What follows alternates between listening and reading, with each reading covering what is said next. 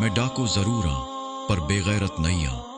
मौलाना मोहम्मद अमीन सफदर उकाड़वी रहमतुल्लाह अलैहि ने अपनी किताब में लिखा, फरमाते हैं, मुझे वहाड़ी के एक गांव से बड़ा मोहब्बत भरा खत लिखा गया कि मौलाना साहब हमारे गांव में आज तक सीरतुन नबी सल्लल्लाहु अलैहि वसल्लम पर बयान नहीं हुआ।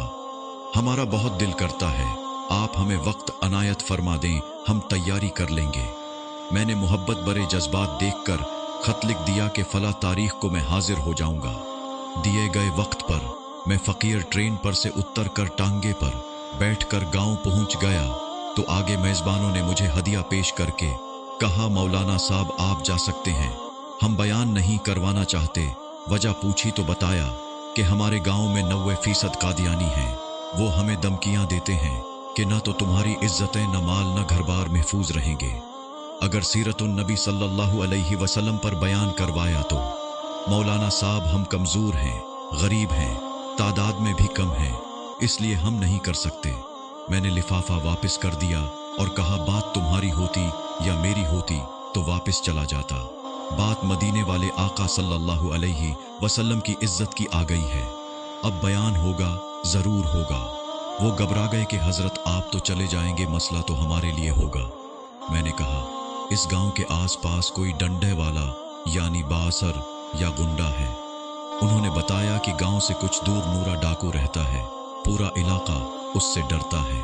मैंने कहा, चलो मुझे ले चलो नूरे के पास। जब हम नूरे के डेरे पर पहुंचे, देखकर नूरा बोला, अज खैर है, मौलवी कीवे आ गए ने।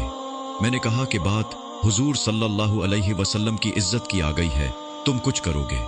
मेरी बात सुनकर नूरा बिजली की तरह खड़ा हुआ और बोला, मैं डाको जरूर आं पर बेगैरत नहीं आं। वो हमें लेकर चल निकला। मस्जिद में 3 घंटे बयान किया मैंने और नूरा डट कर खड़ा रहा। आखिर में नूरे ने यह कहा कि अगर किसी ने मुसलमानों की तरफ आंख उठाकर भी देखा तो नूरे से बच नहीं सकेगा। मैं वापस आ गया। कुछ माह बाद मेरे घर पर एक आदमी आया, सर पर अमामा, चेहरे पर दाढ़ी, जबान पर दरूदी पाक का विर्द। मैंने पूछा, कौन हो? वो रोकर बोला, मौलाना मैं नूरा डाकू हूं। जब उस दिन मैं वापस घर को लौटा, जाकर सो गया।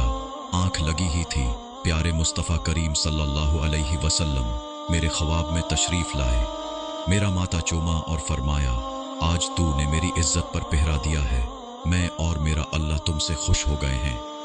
अल्लाह ने तेरे पिछले सब गुनाह माफ फरमा दिए हैं। मौलाना साहिब, इसके बाद मेरी आंख खुली तो सब कुछ बदल चुका था। अब तो हर वक्त आंखों से आंसू ही खुश्क नहीं होते। मौलाना साहब, मैं आपका शुक्रिया अदा करने आया हूँ। आपकी वजह से तो मेरी जिंदगी ही बदल गई, मेरी आखिरत संवर गई है। ए मेरे प्यारे अल्लाह, जो शख्स भी इस वीडियो को शेयर कर रहा है उसको हुजूर सल्लल्लाहु अलैहि वसल्लम की ख्वाब में जियारत और क़यामत के दिन शफाअत नसीब फरमा। आमीन।